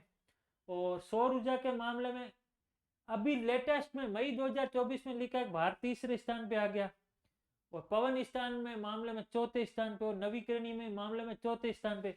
पर मेरी एक आपसे रिक्वेस्ट रहेगी कि आप इस फैक्ट को अपने स्तर पे चेक कर लो। प्रधानमंत्री आवास योजना को है ना, इसमें यह है कि आवास योजना को 31 दिसंबर 2024 तक क्या है, इसको बढ़ाया गया है। वर्तमान में कुल 27 शहरों में 945 किलोमीटर मेट्रो रेल या क्षेत्रीय रैपिड ट्रांसपोर्ट सिस्टम लाइनें चालू की है, और 993 किलोमीटर निर्माणाधीन है। मेट्रो रेल के बारे में बात हो रही, तो क्षेत्रीय रैपिड ट्रांजिट सिस्टम ये तो एक मेरठ से दिल्ली के बीच में पहला तो शुरू हो गया है। भारत में कुल, जिसे कई जगह नमो ट्रेन भी नाम दिया अलग अलग से नाम से, तो 27 शहरों में 945 किलोमीटर मेट्रो रेल या क्षेत्रीय रैपिड ट्रांजिट सिस्टम लाइनें चालू है। 945 किलोमीटर को 939 पे काम निर्माणाधीन है। नेक्स्ट हम बात करेंगे एआई सुपर कंप्यूटर की। तो एआई सुपर कंप्यूटर एरावत ने जर्मनी में अंतरराष्ट्रीय सुपर कंप्यूटिंग सम्मेलन 2024 में शीर्ष 500 कंप्यूटर सूची में 75वां स्थान हासिल किया है। एक अपने को ध्यान रखना कि एक अब नई अपडेट आई, एल कैपिटन करके नया सुपर कंप्यूटर का विकास हो गया है। तो पहले वाले सुपर कंप्यूटर से बदल के अब जो नया सुपर कंप्यूटर बना ना, वो एल कैपिटन है। और भारत के दो और अर्का और एक और सुपर कंप्यूटर है जिसका मैं नाम भूल रहा हूँ, वो दो और सुपर कंप्यूटर की सूची में शामिल हो गए। एक का नाम अर्का है। तो एल कैपिटन नाम का एक नया सुपर कंप्यूटर है, वो 1 नंबर पे आ गया है। ठीक है, और भारत का जो एरावत था वो टॉप 500 की लिस्ट में शामिल था। नेशनल हाईवे निर्माण में भारत की औसत गति वित्त वर्ष 2024 में हम लगभग प्रतिदिन है ना 34 किमी दिन हो गया है। किसका? नेशनल हाईवे निर्माण की, क्योंकि अपने है ना राष्ट्रीय राजमार्ग वाला एक टॉपिक लगता है, उस हिसाब से इसका भी फैक्ट इंपॉर्टेंट बनता है कि हम प्रतिदिन 34 किलोमीटर हाईवे का, नेशनल हाईवे का निर्माण करते हैं। जल जीवन मिशन के तहत नल से जल कनेक्शन बढ़कर 14.19 करोड़ से अधिक ग्रामीण 14.19 करोड़ से भी अधिक ग्रामीण परिवारों तक पहुंच गया है। और इसकी जो पहुंचने की क्षमता है 77.72% आबादी को इसने क्या कर दिया, ग्रामीण आबादी को कवरेज कर दिया है जल जीवन मिशन को। तो जल जीवन मिशन की शुरुआत और ये कब से हुआ था, ये इंपॉर्टेंट है। नेक्स्ट अध्याय 13। अध्याय 13 में ये कहा है कि जलवायु परिवर्तन भारत, हमें इसमें समस्या को नजरिए से क्यों देखना चाहिए। एक तो देखो, जलवायु परिवर्तन पे जितने भी समझौते हुए हैं ना, वो मैंने एक टेक्नोलॉजी की क्लास डाली है, उसमें मैंने सब डाल दिए। और एक अपने को एसडीजी, सबके सब एसडीजी 17 के 17 याद कर लेने चाहिए, और हो सके तो मेंस के हिसाब से उसके उपलक्ष्य 169 को याद कर लेना, देख लेना चाहिए। पर एसडीजी 17 को तो एकदम मकब कर लेना चाहिए, मतलब याद करना है। ठीक है, एक बात ये अध्याय 13 में ये कहता है जलवायु परिवर्तन भारत, इसमें हमें इस जलवायु परिवर्तन और भारत, हमें इस समस्या को नजरिए से क्यों देखना चाहिए। तो देखो इसमें है ना ज्यादा फैक्ट के हिसाब से इसमें कुछ था नहीं, फिर भी अपना पर्यावरण टॉपिक है तो उससे मैंने ले लिया है। तो जलवायु परिवर्तन के लिए वैश्विक रणनीतियां त्रुटिपूर्ण है। पश्चिमी दृष्टिकोण समस्या की जड़ यानी अति उपभोग की समस्या को हल नहीं करता है, क्योंकि उपभोग की समस्या ज्यादातर उपयोग है वो पश्चिम के देशों में ज्यादा हो रहा है। और उन्होंने जितनी भी ग्रीन हाउस गैसों का उत्पादन औद्योगिकरण के समय उन्होंने ज्यादा किया था। भारत अभी की योगदान है, और भारत का प्रति व्यक्ति के योगदान के मामले में बहुत कम स्थान है ग्रीन हाउस गैस उत्सर्जन के मामले में। एक है कृत्रिम बुद्धिमत्ता, बड़ी मात्रा में दुर्लभ खनिज वस्तुओं के खनन की वैश्विक खोज ने जीवाश्म ईंधन की खपत को बढ़ाने में योगदान दिया है, और उनकी प्रथाएं प्रकृति के साथ मानवता के अंतर्निहित संबंधों को अनदेखा करती है। किनकी? पश्चिम वालों की। और है ना, भारत को अपनी मूल जड़ों वाली टिकाऊ प्रथा को जरूर अपनाना चाहिए, दूसरे देशों की प्रथाओं को तभी अपनाना चाहिए तो जब वे भारत के लिए अनुकूल और टिकाऊ हो। मिशन लाइफ, मिशन लाइफ एक इंपॉर्टेंट फैक्ट है। मिशन लाइफ के बारे में मैंने बहुत पहले बात कर रखी है, तो मिशन लाइफ का यही कह रहा है, लाइफ और एनवायरमेंट, जिसका पूरा नाम है कार्यक्रम जलवायु परिवर्तन निपटने में मदद कर सकता है। ये भारत की शुरुआत है मिशन लाइफ, ठीक है, क्योंकि मिशन लाइफ में स्थानीय रूप से जीने के लिए 75 लाइफ कार्यवाही की सूची शामिल की गई है, तो ये भी एक फैक्ट बनता है। ये तो हो गया इंडियन इकोनॉमिक सर्वे के अंदर है ना 13 चैप्टर में। उसके अलावा मैंने ना अलग अलग बुकों से, मतलब विजन विजन अलग ओरिजिनल इकोनॉमिक सर्वे, इनमें देखा तो कुछ ऐसे मेरे को फैक्ट लगे जिनको मैंने विविध नाम दे दिया, क्योंकि विविध ऐसे कि वो अपने अलग अलग चैप्टर के हिसाब से पूरे आरएस प्री के ऑल ओवर्स चैप्टर के हिसाब से जुड़ते हैं, तो उनको भी मैंने शामिल किया। तो एक बार उनकी हम बात कर लेते हैं। तो ये कहता है कि भाई आर्थिक समीक्षा के अनुसार विश्व में वस्तुओं के निर्यात में भारत की हिस्सेदारी कितनी है? 1.8% हो गई है। वैश्विक स्तर पर उसका स्थान 18वां था, ठीक है, और निर्यात के मामले में, और आयात के मामले में हम 9वें स्थान पे है। वस्तु आयात के मामले में तो हमें 9वें स्थान पर, और निर्यात के स्थान पे हमें 18वें स्थान में। भारत में सर्वाधिक इंजीनियरिंग की वस्तुएं वो सर्वाधिक निर्यात की जाती है, जिनका योगदान कितना है? 25% योगदान है, ठीक है। आर्थिक समीक्षा के अनुसार भारतीय कृषि क्षेत्र में 42.3% आबादी को आजीविका मिलती है, इस बारे में हमने बात कर ली। और देश की जीडीपी में इसका योगदान है 18.2%। भारत है ना चावल, गेहूं, कपास, गन्ना सहित अन्य फसलों में दूसरा बड़ा उत्पादक है। वही दूध, दाल और मसालों में मामले में भारत है सबसे बड़ा उत्पादक देश है। आर्थिक समीक्षा 2023-24 के अनुसार भारत का कार्यबल 565 मिलियन है, और इसमें 45% से अधिक कृषि और 11.40% विनिर्माण पे, और 28.9% सेवा में, और 13.3% निर्माण कार्य में लगे रहे हैं, ठीक है। ये भी एक इंपॉर्टेंट फैक्ट है। भारत का चालू खाता घाटा वित्त वर्ष 2024 में जीडीपी का 0.7 हो गया, इसकी हमने बात कर ली थी। ये जो फैक्ट है ना, ये बहुत इंपॉर्टेंट फैक्ट है कि 2017-18 से में 23% से बढ़ गए। महिला श्रम बल भागीदारी अभी है ना वो 37% हो गई है, और ग्रामीण महिलाओं की भागीदारी बढ़त इसकी सबसे बड़ी वजह रही। ग्रामीण महिलाएं है ना वो क्या है कि सेक्टर में जाने लग गई, और कुल रोजगार के सेक्टर में, तो इसलिए इनकी जो टोटल भागीदारी है वो 37% हो गई है, वो पहले 2017-18 में थी 27%। नेक्स्ट हम लेते हैं, दुनिया की सबसे बड़ी तेज बढ़ती अर्थव्यवस्था में एक होने के बावजूद भी भारत का वार्षिक प्रति व्यक्ति कार्बन उत्सर्जन हम है ना 1/3 है, औसत केवल 1/3 है। ये बड़ा इंपॉर्टेंट फैक्ट है कि भारत का वार्षिक प्रति व्यक्ति कार्बन उत्सर्जन वैश्विक औसत का 1/3 है। वैश्विक औसत है ना उसका 1/3 ही भारत करता है जनसंख्या के दृष्टि के हिसाब से। बच्चों की प्रारंभिक शिक्षा को पोषण भी पढ़ाई भी कार्यक्रम का उद्देश्य आंगनवाड़ी केंद्रों में विश्व का सबसे बड़ा सार्वभौमिक उच्च गुणवत्ता प्री स्कूल नेटवर्क विकसित करना है। तो इसका नाम पूछ सकते हैं, पोषण भी पढ़ाई भी कार्यक्रम है, जिसके तहत प्राइमरी स्कूल से पूर्व की जो होती है ना प्री स्कूल नेटवर्क विकसित करना है, सबसे बड़ा इसमें सार्वभौमिक गुणवत्ता पूर्ण करना है। आवधिक श्रम बल सर्वेक्षण के अनुसार 45% से अधिक, ये फैक्ट हमने बात कर ली है तो इसके बारे में बात नहीं करी। एक ये फैक्ट बहुत इंपॉर्टेंट फैक्ट है कि भारत का है ना लॉजिस्टिक निष्पादन की अंतर्राष्ट्रीय सूचकांक से है ना लॉजिस्टिक विश्व बैंक अंतर्राष्ट्रीय लॉजिस्टिक कार्य निष्पादन सूचकांक जारी करती है, जिसमें भारत 2014 में तो था 44वें स्थान पे, और वर्तमान में आ गया 22वें स्थान पर। किसमें? वैश्विक लॉजिस्टिक कार्य निष्पादन सूचकांक में। और मिशन लाइफ की हमने बात कर रखी है, तो ये बात हो गई। अब देखो ये तो बात हो गई किसकी? इकोनॉमिक सर्वे की। अपना इकोनॉमिक सर्वे में जो इंपॉर्टेंट सिलेबस के हिसाब से जो फैक्ट है ना उसके बारे में हमने लगभग मोटी मोटी बात कर ली है। इसके बाद हम बात करेंगे कि इकोनॉमिक सर्वे से चाहे कोई सा भी आए, सिलेबस में कोई टॉपिक दिया है तो उस सबको मैंने क्या कर लिया है अपने में जोड़ लिया है। अब हम बात करेंगे बजट की। बजट के अंदर 9 प्राथमिकताएं रखी गई है। कौन कौन सी प्राथमिकता है, और उसके बाद में हम बात करेंगे राजकोषीय राजस्व और प्राथमिक घाटा क्या क्या है, इसके बारे में बात। और इसके बारे में बात करने के बाद हम बारे में बात करेंगे किस योजना पे सर्वाधिक कितना खर्च किया गया, उसके बारे में हम बात करेंगे कि है ना रुपया आता कहाँ जाता कहाँ है, और बारे में 9 सेक्टर है उनपे क्या क्या प्रतिक्रिया की है। फटाक से हम जल्दी से ये भी कर लेते हैं।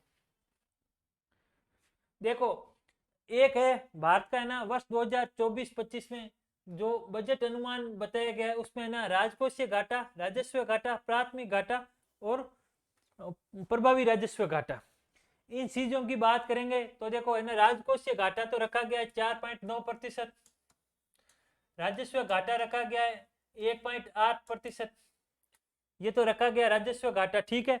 और प्रभावी राजस्व घाटा, प्रभावी राजस्व घाटा रखा गया है वो 0.6, और प्राथमिक घाटा रखा गया है 1.4%। ये बहुत महत्वपूर्ण फैक्ट है। राजकोषीय घाटा 4.9%, प्राथमिक घाटा पर राजस्व घाटा 1.8%, और प्रभावी राजस्व घाटा 0.6%, 0.6%, और प्राथमिक घाटा है वो 1.4%। कहने का मतलब राजस्व घाटे का है ना उससे 0.4 कम हो जाएंगे तो क्या आ जाएगा, प्राथमिक घाटा। ऐसा एक रटने का तरीका हो सकता है, क्योंकि आरपीसी का ये फेवरेट रहता है। राजकोषीय घाटा अपना 4.9 है। अगर आप चाहोगे तो एक 50 क्वेश्चन पे है ना जो सिलेबस से टेस्ट है उस पे है ना एमसीक्यू लेके आ जाएंगे। अगर आपने कमेंट कर दिया इंडियन इकोनॉमिक्स पे, अगर आपको सही लगा तो आप कमेंट करके बता देना, जो आरएस प्री के लिए एक रामबाण साबित होगा। एक इस वर्ष है ना बजट में क्या बात की गई है, बजट में एक बात की गई है पीएम इंटर्नशिप अवसर के बारे में। पीएम पैकेज एक करके एक योजना चलाई गई है, पीएम इंटर्नशिप अवसर। इसमें क्या करेंगे 5 वर्ष की अवधि में ना 1 करोड़ युवाओं को 500 कंपनियों में क्या है इंटर्नशिप करने का है ना एक अवसर उपलब्ध करवाया जाएगा। क्योंकि इस बार बजट में स्किल निर्माण का है ना बड़ा दिया गया है योगदान, उस पर मतलब फोकस किया गया है। तो वो इंटर्नशिप के अंदर 5 वर्ष के अंदर 1 करोड़ कंपनियों को है ना 1 करोड़ युवाओं को 500 कंपनियों में इंटर्नशिप का अवसर दिया जाएगा। और यह सीएसआर निर्धारित सीएसआर के रूप में निधियों के माध्यम प्रति माह इसमें 5,000 रुपए तो भत्ता दिया जाएगा, और 6,000 रुपए की एककालिक सहायता दी जाएगी। एक तो 6,000 रुपए की तो सहायता दी जाएगी, और 5,000 रुपए उसे प्रति माह दिया जाएगा। इंटर्नशिप 1 करोड़ युवाओं को इसमें क्या मौका दिया जाएगा, पीएम इंटर्नशिप नाम के इसमें अभी से जिसकी शुरुआत हो गई है। कंपनियों से प्रशिक्षण लागत तथा इंटर्नशिप लागत का 10% सीआर निधि से वहन किया जाएगा। जिस सीएसआर की हम जो बात पब्लिकेट में पढ़ते हैं ना वही सीएसआर है, कॉर्पोरेट सोशल रिस्पॉन्सिबिलिटी की बात हो रही है। नेक्स्ट है कि ना इस वर्ष बजट के अंदर है ना बजट 2024-25 में ना आवंटन क्या किस किस योजना को क्या क्या आवंटन हुआ है, एक मोटा मोटी देख लेते हैं ना कि भाई किस योजना के लिए क्या क्या आवंटन हुआ है। तो एक है पीएम पोषण योजना, इस पे हुआ 12,467 करोड़ रुपए का। उसके बाद जल जीवन मिशन 70,163 करोड़ रुपए का। प्रधानमंत्री आवास योजना 54,500 करोड़ का, ये एक डबल लिखी गई है। एक है पीएम किसान योजना, इसमें 60,000 करोड़ का निवेश किया गया है। एक प्रधानमंत्री आवास योजना शहरी, इसमें 30,000 का निवेश किया गया। तो ये सीक्वेंस पूछ सकते हैं कि इनमें से किस में सर्वाधिक योगदान दिया गया और किस में कम दिया गया है। और एक प्रधानमंत्री गरीब कल्याण अन्न योजना 2,05,250 करोड़ का इसमें निवेश किया गया है, मतलब खर्च किया जाएगा, बजट आवंटन किया गया इस योजना के लिए। और एक प्रधानमंत्री आवास योजना, तो उसमें 84,661 करोड़ रुपए का में आवंटन किया गया। और सर्वाधिक किस सेक्टर पे फोकस किया है वो है रक्षा क्षेत्र में। रक्षा क्षेत्र में हम लोगों ने ना 6,21,940 करोड़ रुपए आवंटन किया है। किसमें किस मंत्रालय को, तो सर्वाधिक किस मंत्रालय को इस वर्ष बजट में आवंटन किया है, तो रक्षा मंत्रालय को किया गया है। उसके बाद में किया गया हमने सड़क परिवहन मंत्रालय को, वो है 2,78,000 करोड़ रुपए। और उसके बाद रेलवे 2,55,393 करोड़ रुपए। और उसके बाद में उपभोक्ता मामले खाद्य सार्वजनिक वितरण मंत्रालय, इसमें हमने किया है 2,23,323 करोड़ 0.36 करोड़ रुपए। और सार्वजनिक वितरण मंत्रालय और गृह मंत्रालय इन्होंने एक किया है भाई, गृह मंत्रालय को नहीं, ये तो बात हो गई। और गृह मंत्रालय को हमने किया 2,19,643 करोड़ रुपए। तो ये तो एक बात होगी किस बजट को क्या आवंटन किया गया है। नेक्स्ट हम बात करेंगे जो हमने जो राजकोषीय घाटे का जो टारगेट रखा है ना, वो कितना रखा है, 4.5%। हालांकि जो एन के सिंह कमेटी थी ना, एन के सिंह कमेटी बनी थी, एन के सिंह कमेटी ने वर्ष 2023 के लिए अपने जो टारगेट किया था और राजकोषीय घाटे का तो था 2.5% और 0.8% था वो राजस्व घाटे का था। एन के सिंह रिव्यू कमेटी आई थी उसने। अभी भारत सरकार ने 2025-26 तक, तो ये बहुत इंपॉर्टेंट फैक्ट है, जो राजकोषीय घाटे का जो लक्ष्य लिया वो पॉइंट है 4.5%। वित्तीय वर्ष 2024-25 में राजकोषीय घाटे का अनुमान 16,000। ये एक फैक्ट है, वो लिखने में थोड़ी सी मिस्टेक हो गई है, तो है ना उसका जो अनुमान है वो ऐसे लिखा हुआ 16.13 लाख करोड़ रुपए लगाया गया है। राजकोषीय घाटे का जो अनुमान है वो 16.13 लाख करोड़ लगाया गया है, यानी उधार कर्ज लेना पड़ेगा इस बार सरकार को, इतना 16.13 लाख करोड़ रुपए का कर्ज लेना पड़ेगा। नेक्स्ट हम बात करेंगे एक सबसे इस वर्ष है ना सबसे एक सीक्वेंस चेंज हुआ किसमें, रुपया आता क्या था जाता क्या। पहले क्या था, निगम कर था वो 1 नंबर पे था, अब है निगम कर वो चला गया है सबसे अंतिम में। सबसे पहले पे हमें उधारिता और देयता से लेते हैं, बाद में इनकम टैक्स से लेते हैं, तीसरे स्थान पे जीएसटी से, बाद में हम निगम कर। तो निगम कर है वो पहले कभी एक स्थान पे होता था, निगम कर से लेते हैं। और एक सबसे बड़ा अपडेट ये कि इस वर्ष बजट में एंजल टैक्स को क्या कर दिया गया है, खत्म कर दिया गया है। किसको, एंजल टैक्स को। तो ये भी एक बड़ा इंपॉर्टेंट है, फैक्ट है, ये बात है। तो रुपया कहाँ से आता है, तो देखो रुपया है ना एक तो आता है उधार और अन्य देता है 27% आता है, इनकम टैक्स से 19%, माल और सेवा कर जीएसटी से 18% और निगम कर से 17%। किसी समय निगम था वो एक था। तो इसका सीक्वेंस बहुत पूछने की सबसे ज्यादा है। बजट 2024-25 का शीर्ष 4 मद में रुपया आता कहाँ से, ये बात होगी। अब बात करते हैं रुपया जाता का।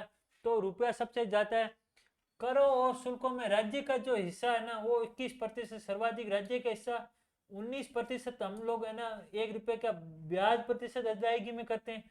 केंद्रीय क्षेत्र की योजना के लिए 16%, ठीक है। और वित्त आयोग और अन्य नियंत्रण में हम देते हैं 9%।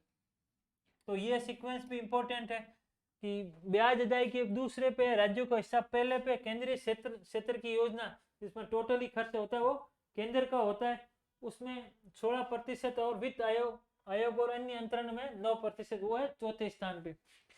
नेक्स्ट अपना जो टॉपिक बनता है बजट भाषण में। देखो बजट भाषण में है ना 2 प्रकार के बजट भाषण को है ना बांटा गया, प्रत्यक्ष कर और अप्रत्यक्ष कर में। तो देखते हैं इनमें है ना बजट भाषण में जो ए भाग में क्या क्या गया था, वो अपने एग्जाम की दृष्टि से क्या इंपॉर्टेंट है। इस बजट में सभी के लिए भरपूर अवसर सृजन करने के लिए 9 प्राथमिकता का प्रयास किया गया। तो वो है ना अपने को याद रखना, वो मेंस में मुख्य परीक्षा में भी अपने आ सकती है कि भाई बजट की 9 प्राथमिकता क्या थी। जैसे पिछली बार सप्त ऋषि की जो अवधारणा दी थी वो इस बार 9 हो गई है, तो उसमें क्या देख लेते हैं एक बार। 9 बजट प्राथमिकता कौन सी, एक तो कृषि क्षेत्र में उत्पादकता और लचीलापन बढ़ाना, सरकार कृषि सेक्टर में बहुत फोकस करिए। दूसरा रोजगार और कौशल के लिए, तो इसमें ना रोजगार कौशल के लिए भी बहुत से ऐसे बजट के अंदर फैक्ट है, वो हम देख लेंगे। तीसरा विनिर्माण और सेवाओं पे फोकस करना। चौथा अवसंरचना पे फोकस करना। पांचवा शहरी विकास पे। छठा नवाचार और अनुसंधान विकास। ऊर्जा नई पीढ़ी में सुधार, ऊर्जा संरक्षण और समावेशी मानव और संसाधन विकास है और सामाजिक न्याय। ये 9 ऐसे सेक्टर है जिनमें विकसित भारत में 9 बजट प्राथमिकता दी गई है। तो परी में पूछ सकते हैं कि भाई इन 9 प्राथमिकता में कौन शामिल है कौन नहीं शामिल है। तो रोजगार है, शहरी है, नवाचार है, नई पीढ़ी में के सुधार है, ऊर्जा संरक्षण, समावेशी मानव संसाधन विकास है, सामाजिक न्याय, कृषि क्षेत्र में उत्पादकता और लचीलापन, विनिर्माण और सेवाएं और अवसंरचना। ये 9 प्राथमिकता है। 9 प्राथमिकता के बाद क्या आएगा, देखो इन 9 में ना हर एक के बारे में क्या क्या फैक्ट है वो हम फटाफट देख लेते हैं।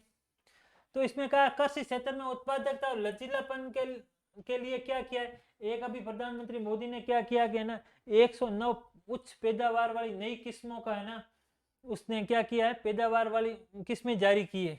नौ पैदा इसी में किया है जिसके है ना कि एक तो पहले बात करते हैं कृषि और उससे जुड़े क्षेत्रों के लिए 1.52 लाख करोड़ रुपए का बजट दे दिया। उसके बाद है ना 32 कृषि किसानों की खेती बाड़ी के लिए 32 कृषि और बागवानी फसलों की नई 109 उच्च पैदावार वाली जलवायु अनुकूलन किस्में जारी की है। ठीक है, जिसमें एक सबसे बड़ा नाम था गिरनार। गिरनार ये तो थी उसकी मूंगफली की। एक थी पूसा बाजरा की थी शायद। ऐसे 3-4 और है। तो है ना वो इस बार प्री में पूछ सकते हैं कि भाई गिरनार किससे संबंधित थी, पूसा किससे संबंधित थी, 3-4 और फेमस नाम है। तो आप वो है ना देख सकते हो शायद उनमें से भाई इन 3-4 का क्या क्या नाम दिया हुआ है कि गिरनार क्या था, पूसा क्या था। ठीक है, इसमें मेन मेन मोटा मोटी इसमें जो योजना के बारे में बताया था।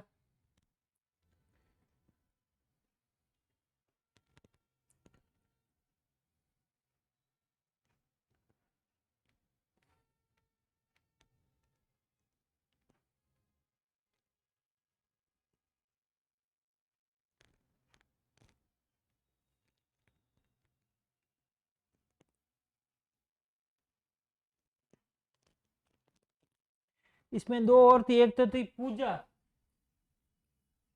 पूजा पूसा बाजरे की थी। पूजा जो थी वो किसकी थी, पूजा थी वो भी पूजा और पूसा दोनों बाजरे की थी। और एक नांदियाल थी। नांदियाल ये थी ना ये चन्ना की थी। नांदियाल एक और थी। ये चार ऐसे सर्वाधिक नाम चर्चा में रहे थे इस बार जो मोदी जी ने 109 किस्में की थी ना उसमें नांदियाल चन्ना की, पूजा और पूसा बाजरे की और एक थी गिरनार ये मूंगफली की थी। और भी नाम फेमस रहे थे पर चार नाम ये बड़े फेमस रहे थे। इसके बाद है ना प्राकृतिक खेती के लिए 10,000 आवश्यकता आधारित जैव इनपुट संसाधन केंद्र स्थापित किए जाएंगे। नेक्स्ट जो बात है प्राथमिकता नंबर 2 रोजगार और कौशल विकास के लिए। तो इसमें है ना एक स्कीम निकाली थी जिसके 3 भाग है कि है ना उसके तहत क्या किया जाएगा, कै खे और गै। कै के अंदर क्या किया जाएगा, देखो सरकार प्रधानमंत्री इसके 3 रोजगार और कौशल के लिए सरकार इस बजट में क्या करी देखते हैं। तो सरकार प्रधानमंत्री पैकेज भाग के रूप में रोजगार संबंध प्रोत्साहन के लिए निम्नलिखित 3 योजनाओं को लागू करेगी। ठीक है, योजना क्या है, में पहली बार रोजगार पाने वाले ईपीएफओ में पंजीकृत पहली बार रोजगार पाने वाले कर्मचारियों को 15,000 रुपए एक महीने का वेतन 3 किस्तों में दिया जाएगा। जिसका वेतन प्रति माह 1 लाख रुपए किन किन को दिया जाएगा, एक तो जिनका वेतन प्रति माह 1 लाख रुपए से कम है और प्रतिवर्ष 1 करोड़ लोग इसे लाभान्वित हो गए और योजना की अवधि 2 वर्ष की होगी। कै के अंदर खे में क्या है, खे में विनिर्माण और रोजगार सृजन से जो जुड़े लोग हैं उनके कर्मचारी और नियोक्ता दोनों को सीधे विनिर्दिष्ट स्केल पर नौकरी पहले 4 साल में दोनों को ईपीएफ में उनके अंशदान के संबंध में प्रोत्साहन दिया जाएगा। नियोक्ताओं को 50% या बेस लाइन का 25% जो भी कम हो नियुक्त करना होगा नियोक्ता के लिए। ठीक है, ये योजना खे में दिया गया है। और गे में नियोक्ता को मदद करेगा। गे में क्या करेगा, सरकार नियोक्ता को उसके ईपीएफओ योगदान के लिए 2 साल तक हर अतिरिक्त कर्मचारी पर 3,000 रुपए प्रति महीना भुगतान करेगी। कर्मचारी पहली बार ईपीएफ में शामिल हुए हो उनकी वेतन इनकी शर्त यह है कि कर्मचारी पहली बार ईपीएफ में आए हो और उनकी वेतन है वो 1 लाख रुपए से कम हो। नेक्स्ट हम बात करेंगे कौशल विकास करने के लिए। तो देखो कौशल विकास करने के लिए ना प्रधानमंत्री के पैकेज में 5 वर्षों की अवधि में 20 लाख युवाओं को कौशल विकास के लिए प्रशिक्षण दिया जाएगा। हब और स्कोप व्यवस्था के तहत 5 साल में 10,000 औद्योगिक प्रशिक्षण संस्थानों का उन्नयन किया जाएगा। ठीक है, नेक्स्ट हमारा है 7.5 लाख रुपए के एक ये ना ये भी बड़ी चर्चा में रही थी कि है ना इन कौशल विकास के लिए क्या किया जाएगा। 7.5 लाख रुपए तक के ऋण की सुविधा उपलब्ध करवाने के लिए मॉडल कौशल ऋण योजना को संशोधित किया जाएगा। घरेलू संस्थाओं में उच्च शिक्षा के लिए 10 लाख रुपए तक के ऋण के लिए वित्तीय सहायता रहेगी। और ये परीक्षण ऋण राशि 3% की वार्षिक सब्सिडी के साथ हर साल 1 लाख छात्रों को दी जाएगी। पीएम विद्या लक्ष्मी योजना, शायद इसका नाम अभी रख दिया गया है, जिसके तहत क्या किया जाएगा, 7.5 लाख रुपए तक के ऋण की सुविधा उपलब्ध करवाने के लिए मॉडल कौशल ऋण योजना को संशोधित किया जाएगा। और घरेलू संसाधनों में उच्च शिक्षा के लिए 10 लाख रुपए तक के ऋण की वित्तीय सहायता राशि 3% की वार्षिक सब्सिडी के साथ 1 साल के 1 लाख छात्रों को दी जाएगी। ये वाली बात, 10 लाख रुपए तक का ऋण और ये 3% की वार्षिक सब्सिडी के साथ 1 लाख रुपए लोगों को दिया जाएगा।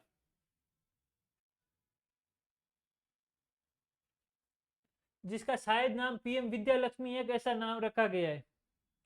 एक है प्राथमिकता नंबर 3, समावेशी मानव संसाधन विकास है सामाजिक न्याय। इसके लिए मिशन पूर्वोदय, ये ना सीधा ही पूछ सकते हैं कि भाई मिशन पूर्वोदय में क्या है, कौन कौन शामिल है। पैसे मिशन पूर्वोदय बिहार है, झारखंड है, पश्चिम बंगाल, ओडिशा और आंध्र प्रदेश को शामिल करते हुए देश के पूर्वी क्षेत्र में चौमुखी विकास के लिए पूर्वोदय नामक योजना तैयार की जाएगी। और प्रधानमंत्री आवास योजना के अंतर्गत ग्रामीण तथा शहरी क्षेत्रों में 3 करोड़ अतिरिक्त मकानों की घोषणा की गई है।